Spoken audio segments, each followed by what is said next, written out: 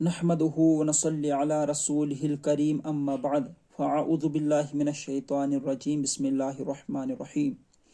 معزز سامعین کرام و ناظرین کرام، آج کا سوال ہے کہ رات میں ناخن کاٹنا اور جھاڑو لگانا یا عصر کے بعد درخت پر چڑھنا کیسا ہے؟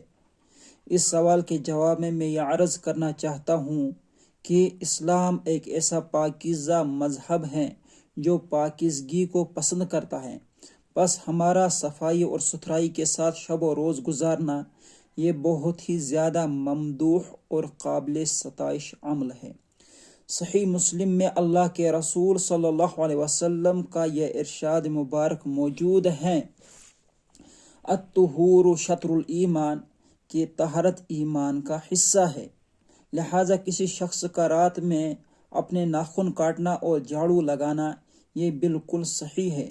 شریعت اسلامیہ نے اس سلسلے میں صبح و شام کی کوئی قید نہیں لگائی ہے، بلکہ یہ اپنے ثواب دید پر موقوف ہے۔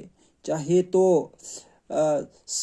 صبح ناخن کاٹا جائے یا دوپہر میں ناخن کاٹا جائے یا شام میں ناخن کاٹا جائے، تو یا جیسی ضرورت ہو اس وقت گھر میں جھاڑو لگایا جائے، اس سلسلے میں کوئی حرج نہیں ہے۔ مقصود صفائی ہے۔ اس جیسے سوال کے متعلق حکیم الامت حضرت مولانا اشرف علی تھانوی علیہ الرحمہ نے اپنی کتاب اغلاط الاعوام میں صفحہ نمبر 104 میں تحریر فرمایا ہے کہ اس کی کوئی اصل نہیں ہے۔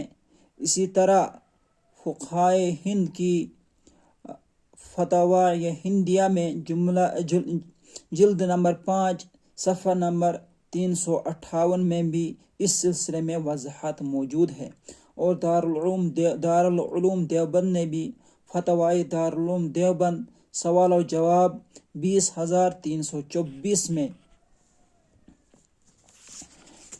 میں بھی کہ رات میں ناخن کاٹنا اور جھاڑو لگانا یہ صحیح ہے اور درست ہے، اور یہ بھی لکھا گیا ہے کہ جو عوام اس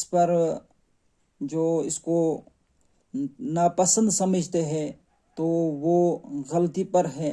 لہٰذا رات کو جھاڑو لگانے اور ناخن کاٹنے میں کسی قسم کا شک و شبہ نہ کیا جائے۔ وآخر دعوانا ان الحمد للہ رب العالمین۔